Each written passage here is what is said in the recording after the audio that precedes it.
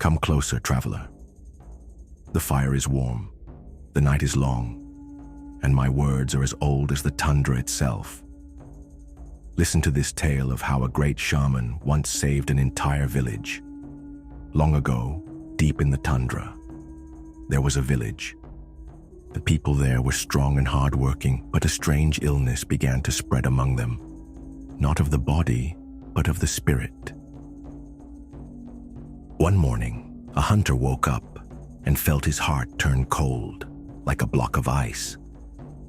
He stepped outside, saw his neighbor, but did not greet him. The neighbor looked back but did not recognize him. And so it went. Friends turned to strangers. Husbands and wives drifted apart. Children wandered through the village like lost souls. It was as if an unseen force had stolen their memories and bound their spirits. The elders understood. This was not an ordinary sickness. It was Morok, an evil spirit that clouds the mind. Those who fall under its spell forget who they are and become strangers even to themselves. Desperate, the village elders sent for the great shaman Diulu. Diulu was very old. His hands looked like the twisted branches of an ancient tree. His hair was whiter than snow, but in his eyes burned the fire of wisdom. He came to the village, struck his drum 3 times, looked around, and said, "This is no disease. It is the evil spirit Taigiran. He has settled in your air and drinks your memories. If he is not banished in 7 nights, you will all become empty shells." "What must we do, shaman?" the people asked. Diulu closed his eyes and listened to the wind. "We must find the one who invited Taigiran here. Such spirits do not come uncalled." Then the people remembered.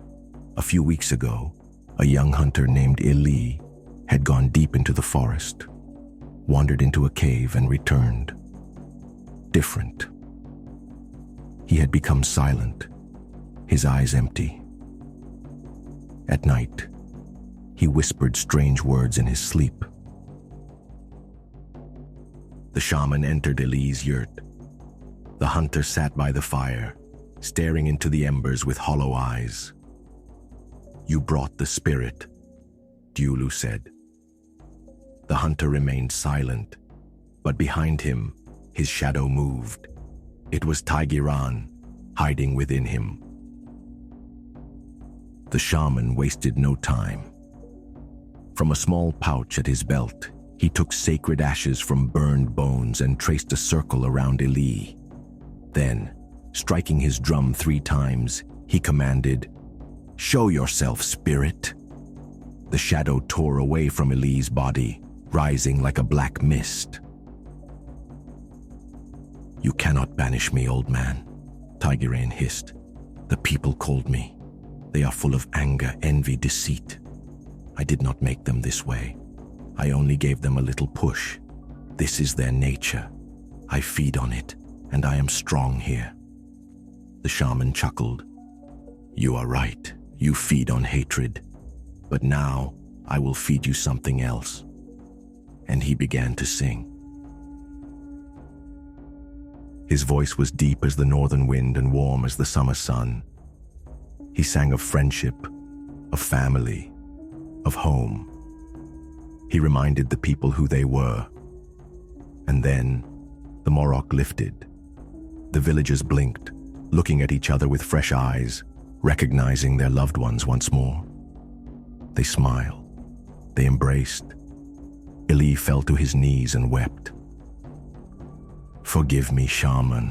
I did not know what I had done." Taigiran howled, twisting and shrinking. "There is no food for you here anymore," Diulu declared. The spirit screamed and dissolved into the wind like mist in the morning sun. From that day on, the village never forgot the lesson. Every morning began with warm greetings, and every night ended with kind wishes. And on the longest, darkest night of the year, All the villagers would gather around a great fire, roasting meat, drinking fragrant tea, and singing songs, so that no Morok could ever take hold of their souls again. That is the story, traveler. Remember this: dark spirits feed on the darkness in people's hearts.